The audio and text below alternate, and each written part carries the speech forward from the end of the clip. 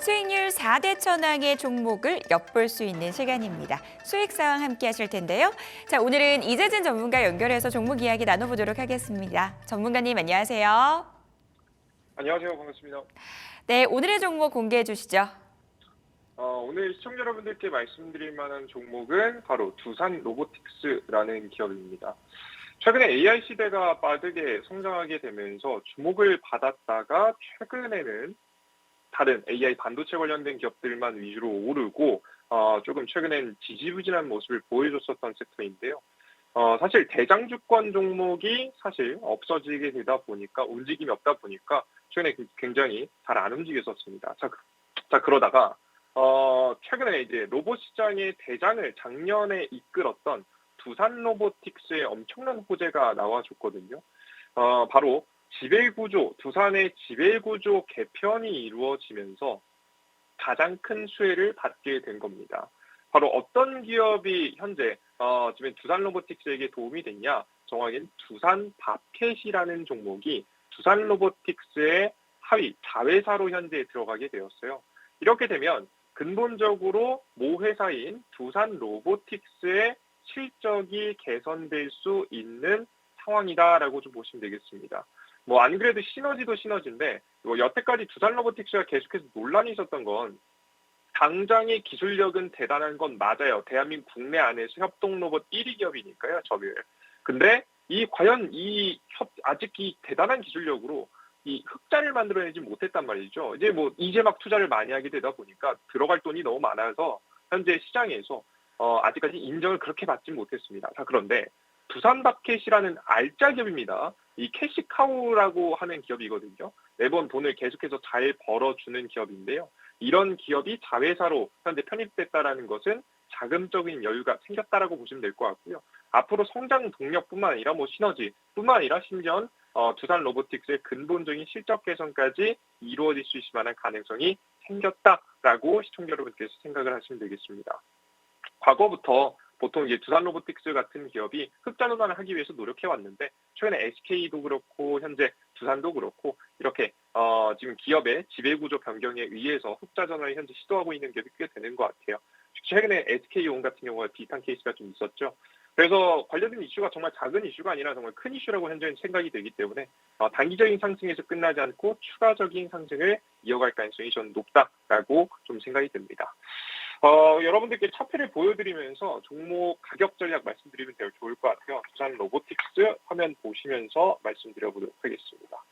일단 주가가 제가 이제 이게 우리 작가님한테 원고를 드릴 때보다 훨씬 더 가격이 많이 올라갔어요. 그래서 매수가 자리가 현재 제가 원래 처음에는 한 97,000원짜리로 여러분들께 내어드리려고 했었는데 주가가 너무 많이 올라갔습니다. 한파동 나왔는데 근데 이 전략은 변경할 필요는 없을 것 같습니다. 왜 그런 거냐면 오늘 좀 과하게 올라놓고 아마 그 매물대 소화를 어느 정도 할 가능성이 높아 보이기 때문이에요. 직전 고점에서 물려 있었던 분들이 매물을 좀 소화하게 되면 단기간에 눌림목이 좀 나올 수 있다라고 봤기 때문에 여러분께서 눌림목 매수 생각하시면서 자리 노려보시면 좋을 것 같고 목표가 자리는 현재 반등을 시작하면은 단기적으로 한 10만 원 선을 넘어갈 거라고 현재 예상을 했는데요. 여러분들께서 1차 10만 원, 2차는 한 10만 3천 원짜리 생각을 하시면서 매도를 생각해 보시면 좋을 것 같습니다. 손절가 같은 경우에는 9만 4천 원 자리만 지켜지면 추가적으로 주가는 더욱더 많이 올라갈 수 있을 거라 생각이 되니까 다음에 눌림목 기회가 나올 때 좀 과감하게 좀 배팅도 생각해 보시면 좋을 것 같아요. 항상 설명드리지만 주식 단기 매매 같은 경우에는 눌림목 자리가 안 오면 안 사시면 됩니다. 훨씬 더 맥점이 굉장히 중요한 매매이기 때문에 여러분께 욕심 없이 매매 잘 이어가시면서 수익 실현 이어가셨으면 좋겠습니다. 네, 이재진 전문가와는 여기서 인사 나누겠습니다. 오늘 도움 말씀 감사합니다. 네, 두산 로보틱스에 대한 투자 포인트 제가 다시 한번 점검을 해드리도록 하겠습니다. 자, 두산이 이 미래 먹거리를 위해서 이 지배구조 개편과 관련된 뉴스를 내놨는데요. 일단은 이 두산 밥캣 같은 경우는 그룹 내에서 캐시카우 역할을 하는 그런 기업이기 때문에 인수를 하게 된다면 흑자 전환 그리고 인수에 따른 시너지가 기대된다라는 부분 말씀을 해주셨습니다. 오늘 이 뉴스와 함께 이미 급등을 해서 목표가 이상으로 주가가 가고 있는데요. 있는데요. 눌림목이 나오면 매수하자라는 관점에서 제시를 해주셨습니다. 매수가는 97,000원 이하, 목표가는 10만 원, 2차 목표가는 10만 3천 원 정도로 잡아보자. 추가적으로 전략 세워주셨고요. 손절가는 9만 4천 원 잡고 대응해 보도록 하겠습니다.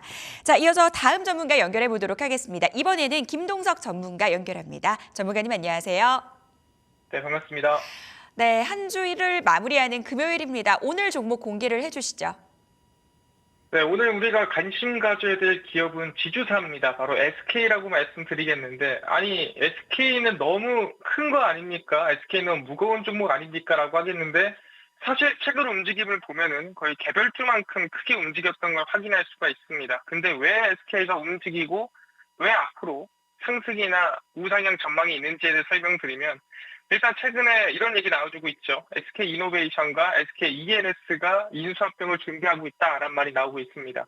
근데 왜 굳이 두 개가 합쳐질까라고 물어볼 수 있을 것 같은데, SK이노베이션 밑에는 SK온이라는 2차 전지를 만드는 기업이 있습니다. 그래서 SK온은 매년 거의 7조씩 잡아먹는다 할 정도로 돈이 많이 들어갑니다. 근데 그럼에도 10분기 연속 적자를 내고 있어요. 그 뜻은 뭐냐 한다면은, 지금 SK온은 미래 성장성은 있지만 당장 돈이 안 되는 상황이라는 거죠. 그럼 돈이 될 때까지 열심히 투자를 해줘야 됩니다. 그래서 지금 SK온의 임원들은 비상경영 체제라고 하면서 7시에 무조건 출근하고 비행기는 이코노미만 타고 이런 전략을 취하고 있는 상태입니다.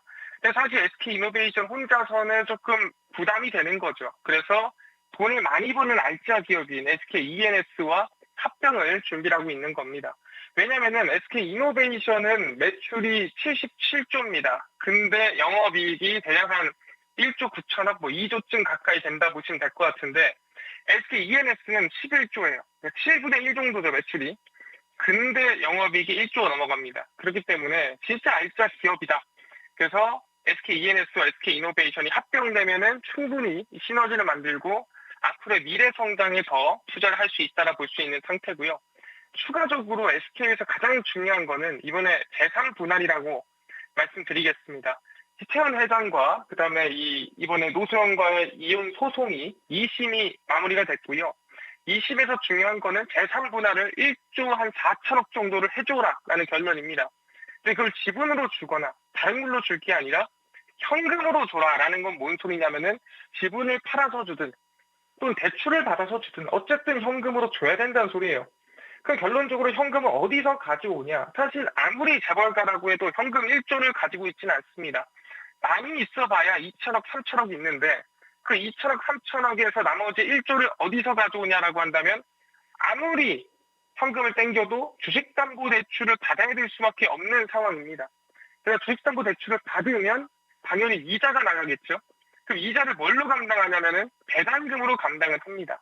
근데 중요한 거는 이미 대출을 받아놓은 게 있어요. 그 뜻은 앞으로 더 받으면은 사실 이자 비용이 더 나간다는 뜻이고, 이자 비용이 더 나간다면 배당을 늘려야 될 가능성이 높다라는 겁니다. 그러다 보니까 그럼 SK 이 지주사 자체적인 배당액 자체가 늘어나고, 그러면은 모든 사람 자체가 이 배당을 받는 모든 주주들이 다 같이 올라간다라고 보시면 될 것 같습니다. 그래서 아마 3심까지 가겠지만 3심에서도 크게 바뀌지는 않을 것 같다라는 게 대부분의 전망입니다. 그렇기 때문에 1조 4천억 원은 줘야 되고, 그 현금을 만들려면은 주식담보대출을 받아야 되고, 그러면 이자가 많이 나오면 그 이자를 배당금으로 감당해야 되고 배당금 올려야 된다.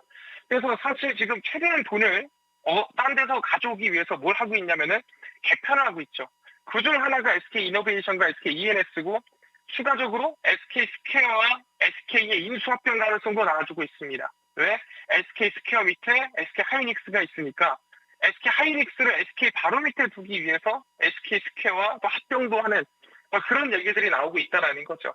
그러다 보니까 충분히 이번 재산분할 관련해서 기대감이 있는 기업이 SK다 말씀드리겠습니다. 차트를 보시면 아시겠지만 최근에 주가 상승세가 정말 크게 나왔습니다. 이 당시에 이렇게나 크게 나왔던 이유가 뭐냐라고 물어본다면 그게 바로 재산분할 영향이었고요. 최근에 잠깐 일단락되면서 밀리긴 했지만 다시 한번 이슈가 될 수밖에 없다. 특히 최근에 조직 개편하는 그 중심 안에 있는 게 그 재산분할이다라고 보시면 될 것 같습니다. 그래서 저는 지금 구간 충분히 나쁘지 않다. 그래서 음봉이 나왔을 때 시초가 이하로 공략하시면 좋겠다라고 말씀드리겠고요. 목표가 같은 경우에는 지금 일단 1차 목표가 매물이 많이 쌓여 있는 17만 원 라인대 목표가 1차로 보시면 좋을 것 같고요. 손절가 같은 경우에는 지금 구간에서 잘 안 보이지만 저 밑에 완전 최저가입니다. 적어도 여기는 안 깨지 않겠느냐. 충분히 SK가 지금 구간에서 성장이 나왔으면 나왔지. 그리고 SK운이 올랐으면 올랐지. 더 나빠지진 않을 것 같다. 그래서 13만 8천 원 손절가 잡고 목표가는 17만 원 잡으시면서 대응하시면 좋을 것 같다. 말씀을 드리겠습니다. 네, 알겠습니다. 김동석 전문가와는 여기서 인사 나눌게요. 도움 말씀 감사합니다. 감사합니다. 김동석 전문가의 오늘 종목은 SK입니다. 이 오너와 관련된 뉴스가 있었죠. 이 재산 분할 이슈가 있어서 이로 인해서 배당 매력 증가할 수 있다라는 부분 말씀을 해주셨고요. 목표가 17만 원 잡고 대응해 보도록 하겠습니다.